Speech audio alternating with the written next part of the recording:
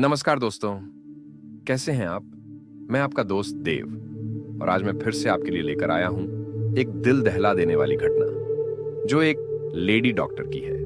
यह कहानी है डॉक्टर काव्या की, जिनकी जिंदगी शुरू होने से पहले ही खत्म हो गई। इस कहानी को सुनकर आपकी रूह कांप जाएगी। दोस्तों, कहते हैं ना कि जब इंसान का नजरिया और सोच बदल जाती है तो वह ऐसी वारदातों को अंजाम देता है। हमें यह सोचने की जरूरत है कि हमारी सोच इतनी नीचे कैसे गिर सकती है। हम खुद को इतना कमजोर क्यों महसूस कर रहे हैं? क्या महिलाओं को खुलकर जीने का हक नहीं है? क्यों हम इतने स्वार्थी हो गए हैं? जिस थाली में खाते हैं उसी पर ही छेद कर देते हैं। मुझे आपसे एक महत्वपूर्ण सवाल पूछना है। क्या हमें अपनी बहनों और बेटियों की सुरक्षा का ध्यान नहीं रखना चाहिए? कब तक हमारी देश की बेटियां ऐसी घटनाओं की शिकार होती रहेंगी? दीवारों पर अच्छे अच्छे शब्द लिखने से हमारा भारत महान नहीं होगा। हमें अपनी सोच को बदलना होगा, तभी हमारा देश वास्तव में बदल सकेगा।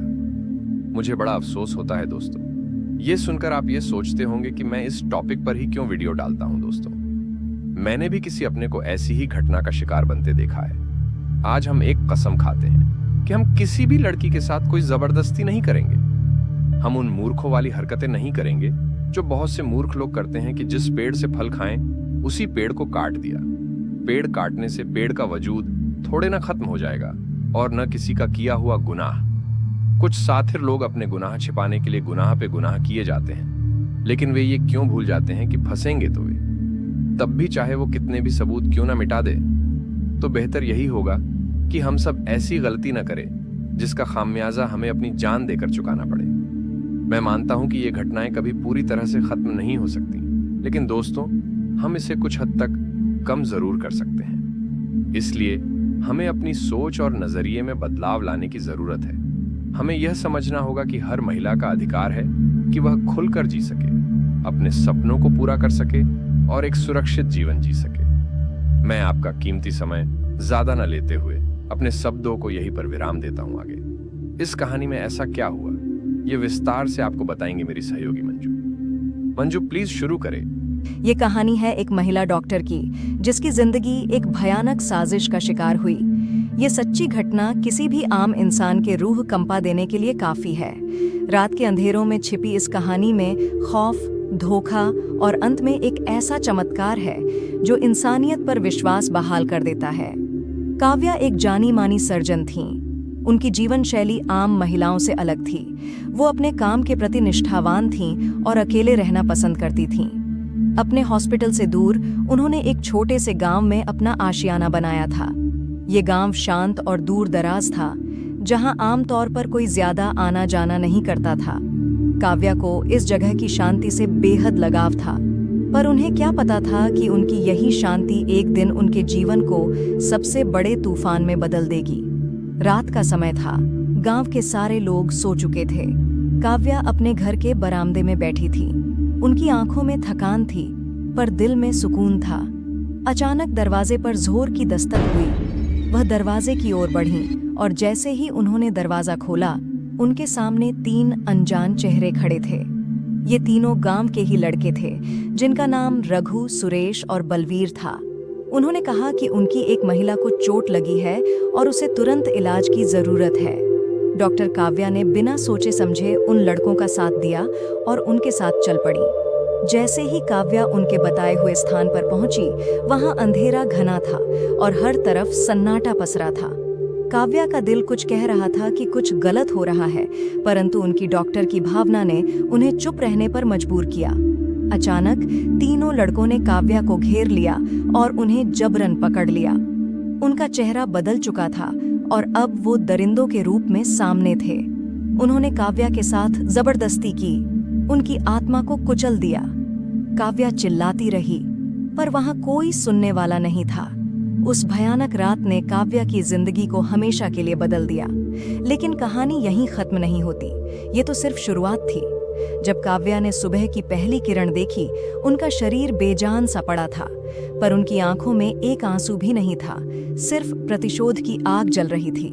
उन्होंने गांव वापस जाने का निश्चय किया और कुछ नहीं कहा। कई दिनों तक उन्होंने किसी को कुछ नहीं बताया, पर गांव में एक अजीब सी घटना शुरू हो गई थी। पहले रघु की मौत की खबर आई। वह अपने खेत में काम कर रहा था जब अचानक उसकी सांस रुक गई। कोई भी कारण समझ नहीं पाया, पर उसकी मौत का चेहरा भयानक था, जैसे उसने कुछ देखा हो जो उसकी रूह को कंपा गया हो। फिर सुरेश की बारी आई। उसने गांव के किनारे एक पेड़ पर खुद को फांसी लगा ली। मरने से पहले उसने अपने दोस्तों के नाम लेकर कुछ अजीब बातें की थीं, जिन्हें गांव वाले समझ नहीं सके। अब बस बलवीर ही बचा था। उसे भी ये एहसास हो गया था कि कुछ गड़बड़ है। उसे डर सताने लगा था। वह दिन रात भागता रहता, पर कहीं भी उसे सुकून नहीं मिलता। एक रात उसने सपना देखा कि काव्या उसके सामने खड़ी है।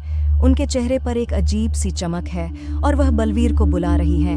बलवीर चौंक कर उठ बैठा, पसीने से लथपथ। उसने तुरंत गांव से भागने का निर्णय लिया, लेकिन वह भाग नहीं सका। जैसे ही वह गांव छोड़ने की तैयारी कर रहा था, उसे काव्या का चेहरा हर तरफ दिखाई देने लगा। वह जिस ओर भी देखता, उसे वही भयानक रात याद आने लगती। उसका दिमाग काम करना बंद कर चुका था। इसी बीच गांव में काव्या की खबर फैल गई थी। लोग अब उन्हें देखना चाहते थे, लेकिन वह अचानक गांव से गायब हो चुकी थीं। कोई नहीं जानता था कि वह कहाँ गईं। बलवीर अब पागलपन की कगार पर था। उसे यकीन हो चुका था कि काव्या ने उसकी मौत का जाल बुन दिया है। वह भागने के लिए तैयार था, पर एक रात उसे काव्या का फोन आया। उनकी आवाज में एक सर्दी थी। उन्होंने कहा, आखिरी रात मेरी प्रतीक्षा करना और तब तुम्हें सब कुछ समझ आ जाएगा। बलवीर पूरी रात जागता रहा। उसकी धड़कनें तेज हो रही थीं। जैसे जैसे समय बीतता गया, वह और बेचैन होता गया। रात के ठीक 12 बजे दरवाजे पर दस्तक हुई। बलवीर कांपते हाथों से दरवाजा खोलने गया। सामने कोई नहीं था, पर अचानक कमरे के अंदर से काव्या की आवाज आई। बलवीर ने जब मुड़कर देखा तो वह पूरी तरह से डर गया। काव्या उसके सामने खड़ी थी, बिल्कुल वही साड़ी पहने जो उस रात पहनी थी, लेकिन अब उनकी आंखों में एक अद्भुत चमक थी, जैसे कोई चमत्कार होने वाला हो। उन्होंने कहा, तुमने मेरी आत्मा को चोट पहुंचाई, लेकिन मैं तुम्हें माफ करने आई हूं। बलवीर के घुटने कांपने लगे। उसने काव्या के पैर पकड़ लिए और माफी मांगने लगा। वह रो रहा था, गिड़गिड़ा रहा था, लेकिन काव्या का चेहरा बिल्कुल शांत था। अचानक कमरे का तापमान बदलने लगा। हवा में कुछ अजीब सी हलचल थी। काव्या ने अपनी आंखें बंद कर लीं और अचानक हवा में गायब हो गईं। बलवीर का शरीर पूरी तरह से ठंडा हो गया था। वह हिल भी नहीं पा रहा था। सुबह गांव वालों को बलवीर की भी लाश मिली। उसकी आंखें पूरी तरह से खुली हुई थीं और उसके चेहरे पर वही डर था जो रघु और सुरेश के चेहरे पर था।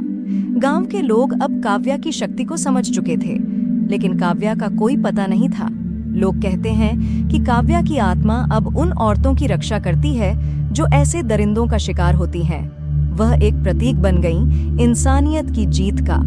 यह घटना आज भी उस गांव के लोगों के दिलों में बसी है। वह गांव अब काव्या का गांव के नाम से जाना जाता है और कोई भी वहां बुरे इरादों के साथ नहीं आता।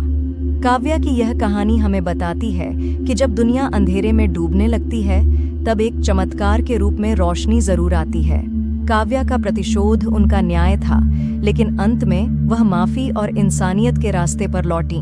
आखिरकार इंसान की सबसे बड़ी ताकत उसके कर्म होते हैं और काव्या ने इसे साबित कर दिया। क्या काव्या की आत्मा अब भी वहीं भटक रही है? क्या वह आज भी बुराई के खिलाफ लड़ाई लड़ रही है? ये सवाल हर किसी के मन में है। इस भूतिया सच्चाई को और जानने के लिए देखिए हमारा अगला वीडियो, जहां हम करेंगे एक गहरी पड़ताल।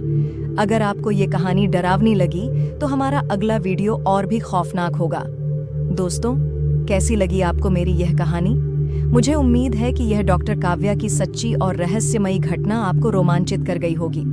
इस कहानी के हर मोड़ पर सस्पेंस, डर और अंत में जो चमत्कार हुआ, वह आपको सोचने पर मजबूर कर देगा।